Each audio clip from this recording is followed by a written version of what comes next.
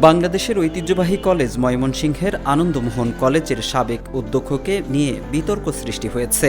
বিতর্কের জেরে গত ৩ আগস্ট অধ্যক্ষ মোহাম্মদ আমানুল্লাহকে বিশেষ ভারপ্রাপ্ত কর্মকর্তা তথা ওএসডি করে শিক্ষা মন্ত্রণালয় একটি প্রজ্ঞাপন জারি করেছে।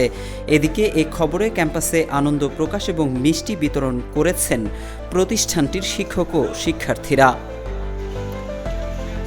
এদিকে ওই দিনই বিকেল ৪টায় দায়িত্ব হস্তান্তর করে ক্যাম্পাস ত্যাগ করেন অধ্যক্ষ মোহাম্মদ আমানুল্লাহ।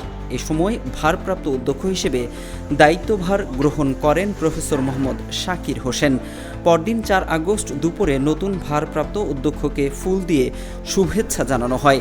এতে উপস্থিত ছিলেন শিক্ষক, শিক্ষার্থী সহ বিভিন্ন ছাত্র সংগঠনের নেতাকর্মীরা।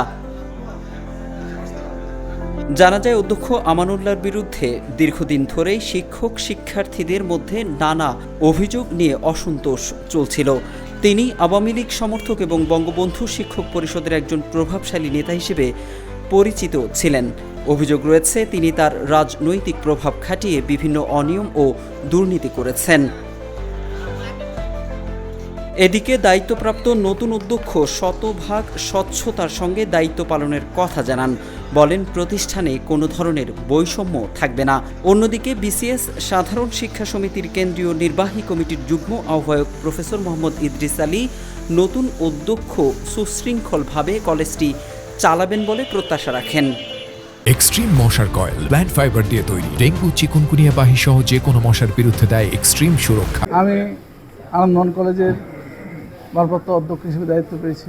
সরকার কর্তৃক প্রদত্ত দায়িত্ব আমি যথাযথ পালন করার চেষ্টা করব। এই কলেজে শিক্ষার একটি সুন্দর পরিবেশ করার জন্য সর্বোচ্চ চেষ্টা করব। আমাদের প্রত্যাশা, নতুন অধ্যক্ষ মহোদয় কলেজটাকে সুশৃঙ্খলভাবে, সন্তোষিষ্টভাবে সকল সহকর্মীর সাথে একাত্ম হয়ে কলেজটা চালাবে। এবং আমাদের প্রত্যাশা, এই কলেজের পূর্বে যেসব কমিটি ছিল সেই কমিটিকে ভেঙে দিতে হবে। দীর্ঘদিন যাবৎ এই কলেজে শিক্ষক পরিষদ নেই, সেই শিক্ষক পরিষদকে সুশৃঙ্খলভাবে সাজিয়ে ভবিষ্যতের একটি ভালো কলেজ হিসেবে গড়ে তুলবে, এই প্রত্যাশা রাখছি।